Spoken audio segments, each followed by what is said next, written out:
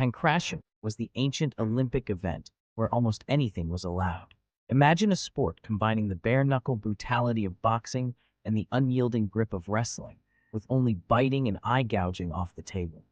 This was no game for the faint-hearted. It was a raw and primal test of strength and strategy.